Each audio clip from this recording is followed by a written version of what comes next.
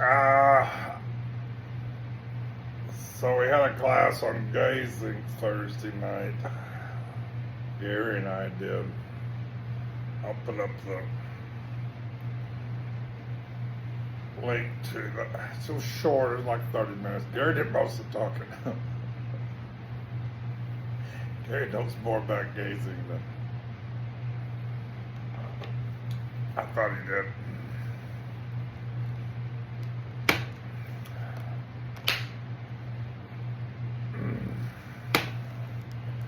I don't know, I was, like I'm trying to talk people into gazing and not having large luck, except people that know about gazing.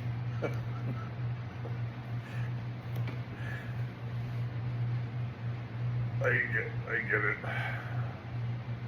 Not that they want to hear what I have to say about it, but they know the importance of it. There's some question or not whether or not we should be talking about gazing. Maybe that's the 900-pound gorilla in the room.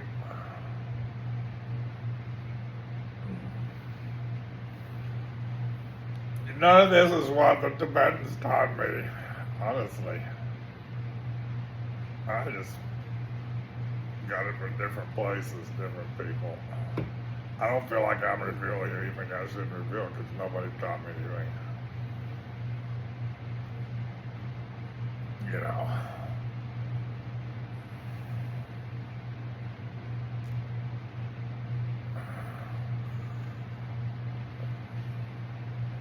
There's two, I think, this is my personal opinion, there's two kind of schools that are duking it out in the world today. One is the Dzogchen is a big secret school, which has a wonderful, wonderful, wonderful tradition. I would not take anything away, I'm just gonna let's just say Dzongzar Khyentse maybe is a good example. Dzongzar Khyentse Rinpoche is a good example of an upholder of that school. He's a strong and powerful advocate, keeping everything secret, everything about everything secret. In his group, you don't talk about nothing. You can talk about exactly nothing.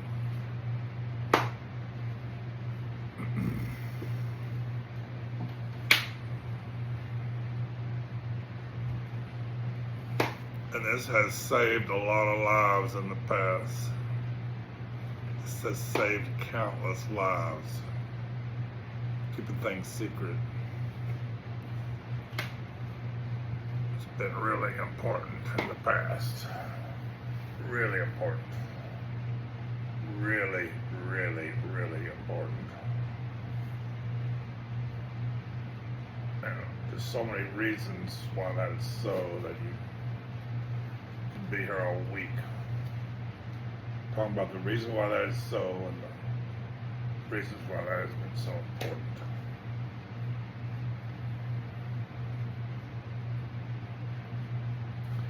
There's another side of things, and maybe I have missed something. I'm not saying I'm right. I'm not saying I'm right. But I don't know, I just read Tulku Ugin, and I believed everything he said was gospel. And I read him saying, this is the time that has been important in the past, that has been the way in the past, and the right way. There's no fault. But somehow we've entered a new time, and in this new time, the Dzogchen teachings need to be proclaimed, what they can do, what their power is. I don't know what that means.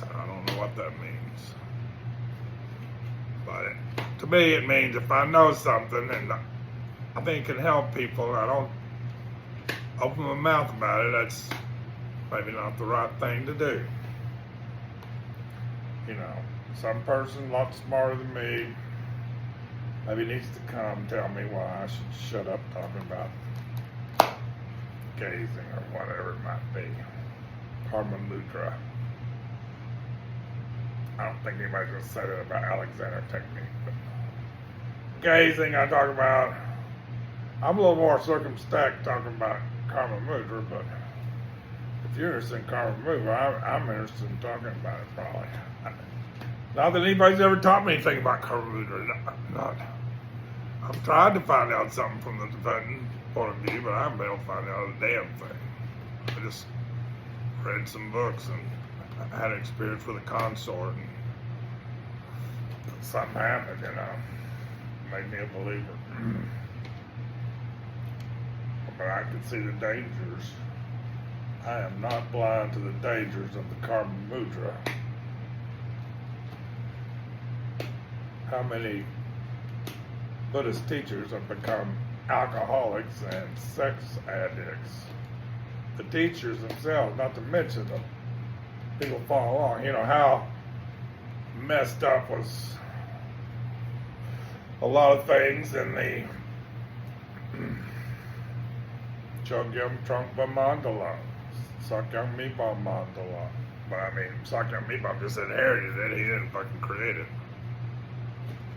You know, it's the combination of the Western students who are a tough bunch to tame, and you know, these teachings, which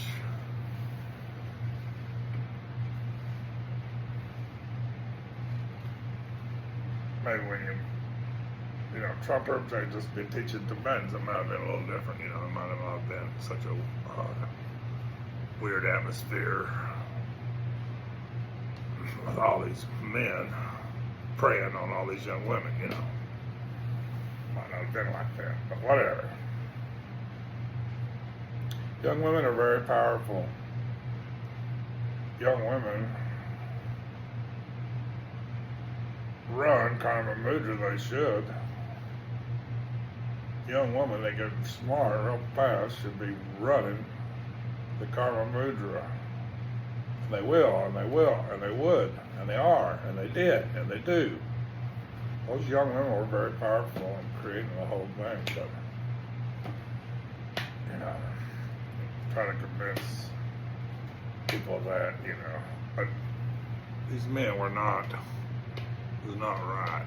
It was not right what these men were doing in an atmosphere that was allowing them to ply their trade. That was not right.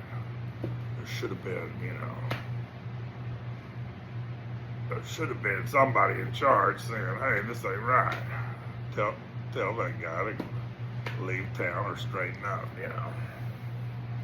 It wasn't that. Wasn't good. Wasn't good. But I'm not here talking about all that. That's not my point necessarily. I'm just trying to tell somebody that gazing is worth investigating. You know, I think the smart thing is to have your teacher. He can tell you all about it. That's the smart thing to do. Get smart, get a teacher, do some dark retreats, you know. That's what this is all about. Get smart, get a teacher, do some dark retreats. Get smart, get a teacher, do some dark retreats. That's what this is all about. Get smart, get a teacher, do some dark retreats. That's what this is about. But in the meantime, you might, you know, gazing is so helpful, and it's just integral to the whole thing, man.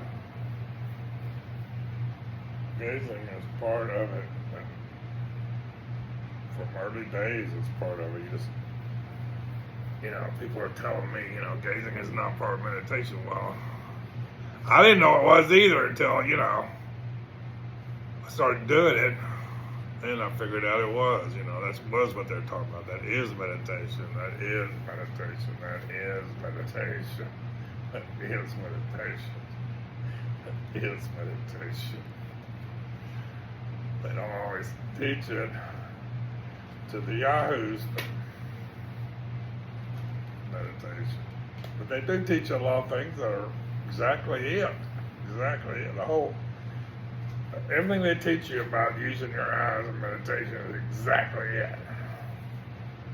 They just don't tell you that's it. That's it.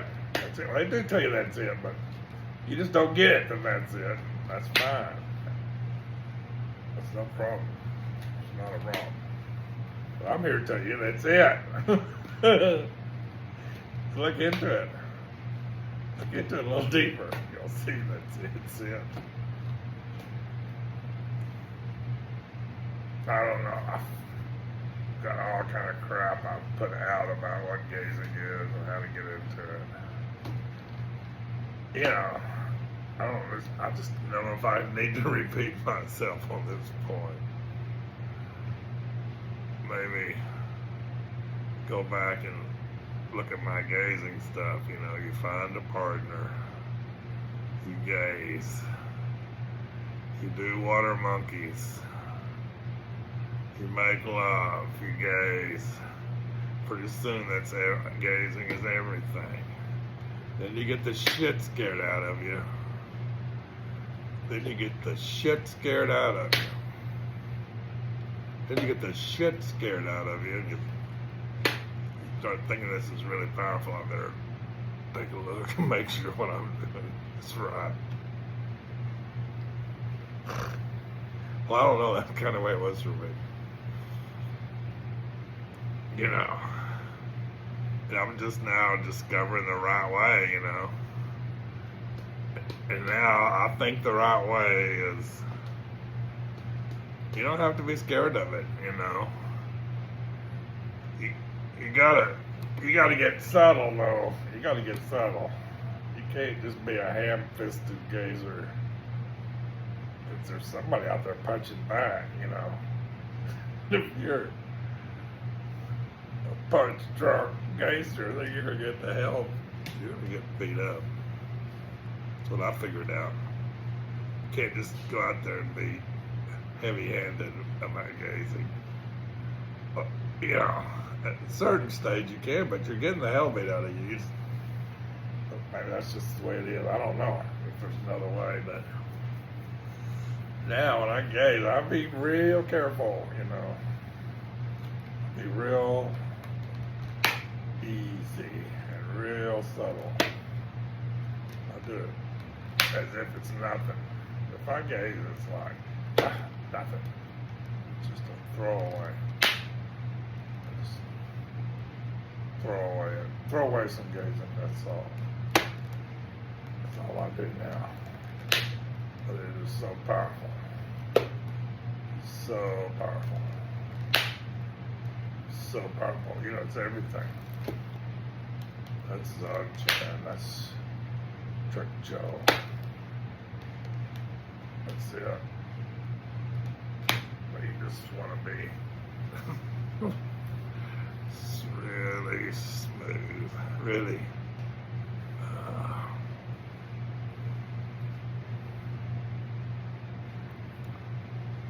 Savoir-faire. You want to be savoir-faire about your gazing at a certain point. But I want a partner, I don't have a partner, but it doesn't even matter. I can still go out and dance with the dakinis. It's not a problem.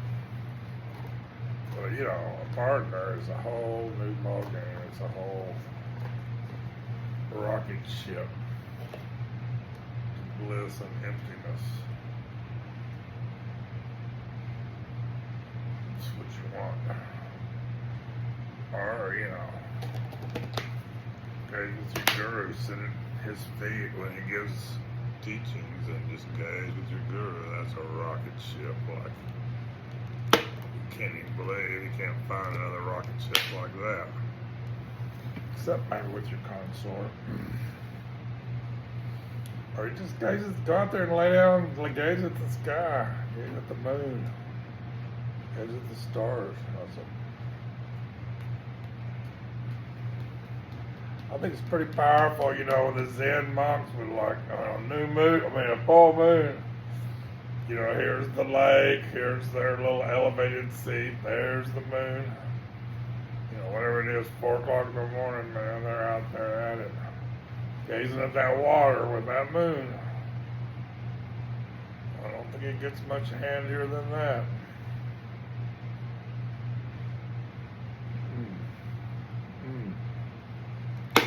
Or get on top of the mountain, get your caves right here. You came out of your cave and there's nothing but a clear blue sky, no clouds, no dust, no haze. And you just look out at that blue sky or whatever you can get. The closest approximation to that you can get. Get you some of that. Gaze at that.